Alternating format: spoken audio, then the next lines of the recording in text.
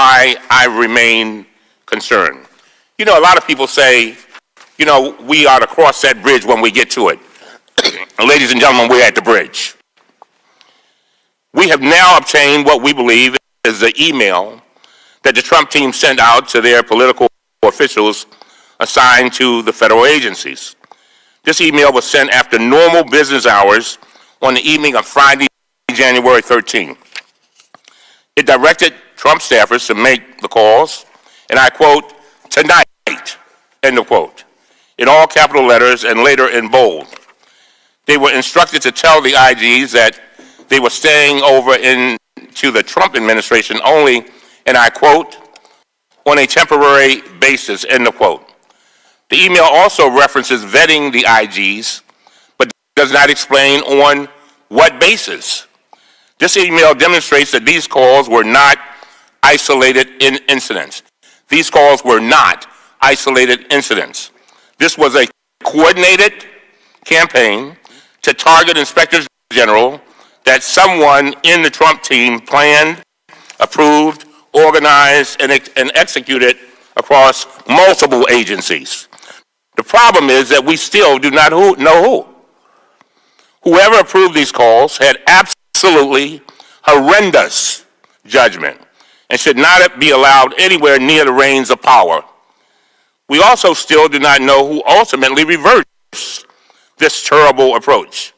And we still have no official communication confirming that this reversal, in fact, applies to all the IGs. So yesterday, we wrote to the White House counsel asking him these questions. Most importantly, we asked for official confirmation that President Trump has no plans to fire any IGs now that he has been sworn in. I ask unanimous consent that our letter be made part of the official record, Mr. Chairman. The letter without objection so ordered, but I would like to see the email, which you've not shared with us, I don't believe. We did share it. We just gave it to you. Okay. We shared it with you early this morning. I also asked that the committee staff conduct a transcribed interview of the Trump official who sent this email so that we can investigate this matter. We have several of the IGs here today so we can get their accounts of what happened. At the broadest level, we want to make sure that every single inspector general has been told in no uncertain terms that their jobs are safe.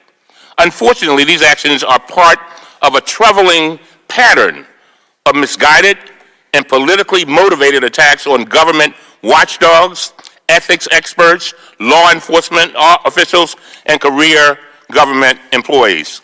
And as I said before, they say we should cross the bridge when we get to it. We're at the bridge.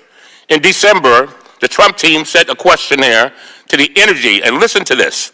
In December, the Trump team sent a questionnaire to the Energy Department requesting a list of all individuals who took part in international climate talks over the past 5 years. We're at the bridge.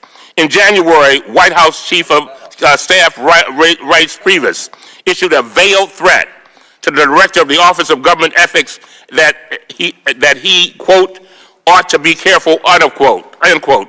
In his criticism of President Trump's refusal to divest himself of his corporate ownership interests, the director told members of this committee, including the chairman, that this threat made him feel and his department feel, he said it was chilling, end of quote.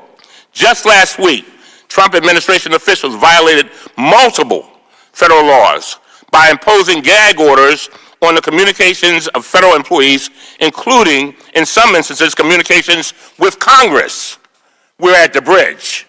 Within the past few days, the White House press secretary stated the Trump administration's official position that any State Department employees who disagree with the president's decisions should leave the government rather than voice their dissent. We're at the bridge.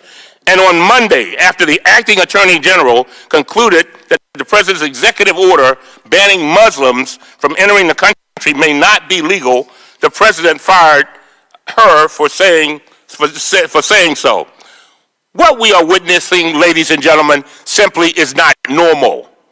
This is not normal, and we must never let it become normal. This is the United States of America.